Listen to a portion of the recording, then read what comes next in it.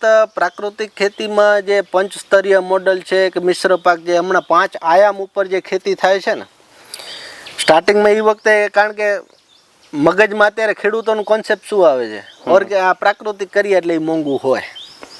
મોંઘું થવા પાછળનું એક રીઝન એ તમને કહું કે જેટલું અત્યારે આપણે વાવેતર કરીએ ને, હવે રાસાયણિકથી એમાં કલર મેન્ટેન કરી શકીએ, એની શાઇનિંગ આવે. પ્રાકૃતિકમાં થોડું ડલ રહે, પણ જે એની ટેસ્ટ છે, એની મીઠાશ છે, એની અંદરના ન્યુટ્રિશિયન તત્વો છે ને જે કુદરતી, જે અત્યારે રસાયણ થ્રુ એટલે આપણે એને જબરદસ્તી મોટું કરેલું હોય કે પકાવેલું હોય કે એના ઉપર કલરને લઈ આવી ગયા હોય, જે રસાયણ થ્રુ.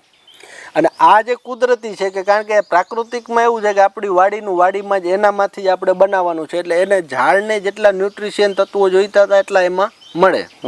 કારણ કે આપણે કેમિકલથી એને અલગ કરતા નથી. જે પ્રાકૃતિક છે કે જે વાડીમાં જ છે, નેચરલી એનું પ્રોડક્શન કરીએ એટલે એમાં જે ગુણો છે ને, આજે એમ કે આપણે બહારનું ખાઈને જંક ફૂડ ખાઈને બીમારીઓ થાય છે, બધાને ખબર છે, પણ છતાંય કોઈ સમજવા તૈયાર નથી.